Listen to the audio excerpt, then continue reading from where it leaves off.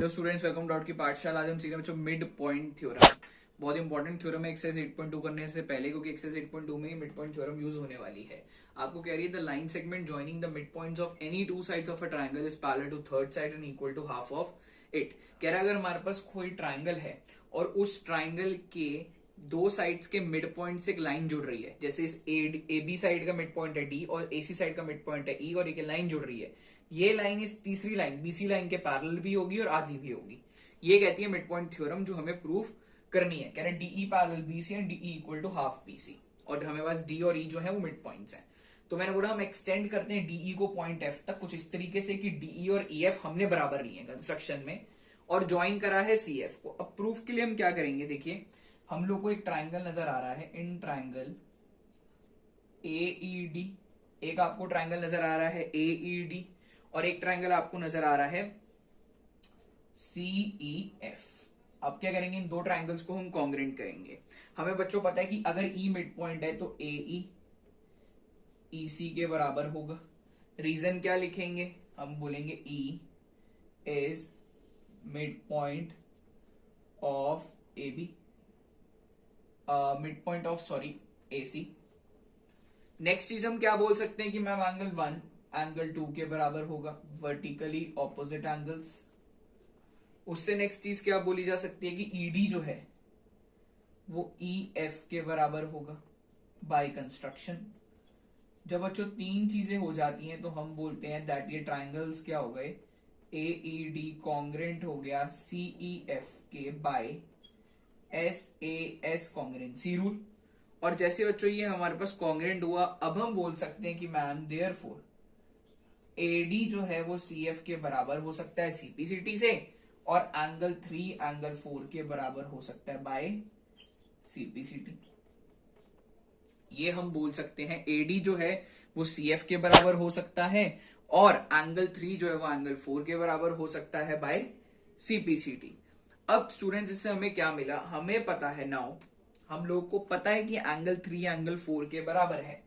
Now हमें पता है एंगल 3 एंगल 4 के बराबर है, पर आपको क्या नजर आएगा कि एंगल 3 और एंगल 4 कैसे एंगल्स हैं, ऑल्टरनेट एंगल्स हैं। तो हम बोलेंगे मैम देखें angle 3 equal to angle 4 but these are alternate angles. ये कैसे एंगल्स हैं स्टूडेंट्स, ऑल्टरनेट एंगल्स हैं। और हमें पता अगर ऑल्टरनेट एंगल्स इक्वल होते हैं तो लाइंस पैरेलल होती हैं। तो हम बोल सकते हैं मैम को, हम बोल सकते हैं मैम को, मैम देयरफॉर AD जो लाइन जो है AD लाइन वो CF के क्या आ जाएगी, पैरेलल आ जाएगी। एंगल 3 और एंगल 4 अगर ऑल्टरनेट एंगल्स हैं तो AD पैरेलल CF बोला जा सकता है, AD पैरेलल CF बोला जा सकता है। एंड अगर AD CF के पैरेलल है, साथ ही साथ मैं बोल सकता हूं, यहां पे ऐसे बना रहा हूं देखिए, साथ साथ बोल सकता हूं कि AD जो है वो CF के बराबर भी होगा। स्टूडेंट्स अब हम लोगों को क्या पता है, अगर मैं AD को CF के पैरेलल बोल रहा हूं तो मैं पूरे के पूरे AB को भी CF के पैरेलल बोल सकता हूं, या मैं बोल दूं अगर ये पूरी पूरी पैरेलल ये AB लाइन CF के पैरेलल है तो सर इस AB लाइन का कोई सा भी हिस्सा CF के पैरेलल होगा। कोई से भी हिस्से में मैंने BD उठाया, देखें मैंने बोला मैम BD, ध्यान दें BD या DB कुछ भी बोलो, मैं कहा मैम DB पैरेलल होगा CF के। अब स्टूडेंट्स क्या है कि मैंने तो AD और CF बराबर बोले, पर क्योंकि D मिड पॉइंट है तो मुझे पता है AD और BD भी बराबर होंगे। क्योंकि D मिड पॉइंट है तो हमें पता है AD और BD भी बराबर होंगे। अब सर अगर AD CF के बराबर है, AD BD के बराबर है, तो CF और BD भी आपस में बराबर हो जाएंगे, यानी DB इक्वल टू CF। ये पहली बात। ये दूसरी बात, अगर आप इन दोनों बातों को देखो तो हम क्या बोल सकते हैं, from 1 and 2 DB parallel CF and DB equal to CF। DB CF के बराबर भी है, DB CF के पैरेलल भी है, तो हम क्या कह सकते हैं कि BD CF क्या बन गया, एक BD CF क्या बन गया, एक आपका, या BCFD क्या बन गया आपका, एक पैरेललोग्राम। बोल सकते हैं हम कि therefore BCFD is a parallelogram.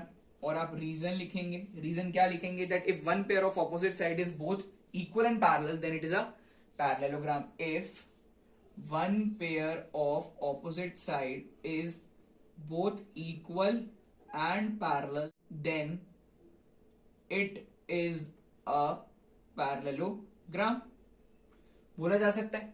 अब अगर BCFD एक पैरेललोग्राम बन गया, स्टूडेंट्स देखिए BCFD एक पैरेललोग्राम बन गया, तो हम FD और BC भी तो पैरेलल बोल सकते हैं। हम बोल सकते हैं कि मैम DF जो है वो BC के पैरेलल हो सकता है और DF जो है वो BC के बराबर भी हो सकता है, क्योंकि ये पैरेललोग्राम है तो पैरेललोग्राम के ऑपोजिट साइड्स इक्वल और पैरेलल होती हैं। तो स्टूडेंट्स अब हमारा मेन काम क्या है, मैंने बोला मैम अगर DF BC के पैरेलल है तो DF का कोई सा भी टुकड़ा BC के पैरेलल होगा। उस टुकड़े में से मैंने DE उठाया, उस टुकड़े में से हमने उठाया DE, तो हमने क्या बोला कि मैम अगर DF BC के पैरेलल, देखिए अब मेन चीज शुरू हुई, मैंने कहा मैम देयरफॉर जो DE है वो भी BC के पैरेलल हो सकता है, DE BC के पैरेलल हो सकता है। अब बच्चों DF BC के बराबर है, आप देखेंगे जो DF है वो किससे मिलके बना है, वो मिलके बना है DE और EF से, ठीक है जी। अब बच्चों DE और EF ना, मैं कह रहा हूं DE और हमारे पास है EF वो बराबर है, कहां है, कंस्ट्रक्शन में हमने लिखा था कि DE और EF बराबर है, तो मैं इसको DE और EF बराबर है तो DE प्लस DE लिख सकता हूं, यानी 2 टाइम्स DE। और स्टूडेंट्स ये जो 2 मल्टीप्लाई हो रहा है ये नीचे जाके डिवाइड हो गया, तो आपको क्या मिला कि सर DE BC के पैरेलल भी है, DE BC का आधा भी है, तो हम क्या कह सकते हैं इससे कि हेंस प्रूव्ड, यही कह सकते हैं सर, ये तो शो करना था DE BC के पैरेलल भी और DE BC के आधा भी है। Student this is very very very important theorem, आपको एक्सरसाइज 8.2 अगर करनी है, तरीके से करनी है, ढंग से करनी है, तो यही थ्योरम लगनी है। एक्सरसाइज 8.2 में पूरी की पूरी यही थ्योरम चलेगी, तो आप प्लीज इस थ्योरम को बार बार समझ लें, क्योंकि आपकी मिड पॉइंट थ्योरम बहुत ज्यादा इंपॉर्टेंट है। इसकी कन्वर्स भी लगती है, कन्वर्स और मिड पॉइंट थ्योरम भी लगती होती है। मिड पॉइंट थ्योरम ने क्या कहा कि सर दो साइड्स के जो मिड पॉइंट्स उनसे एक लाइन आ रही है, वो लाइन तीसरी के पैरेलल होगी और आधी होगी। अब कन्वर्स में क्या होगा, कन्वर्स में जो क्वेश्चन करेंगे तो कन्वर्स का तो वहां पे आपको मैं समझाऊंगा। तो this is very very very important question, very important theorem. Students thank you students, इस वीडियो को लाइक शेयर एंड सब्सक्राइब करें। Thank you students, bye bye.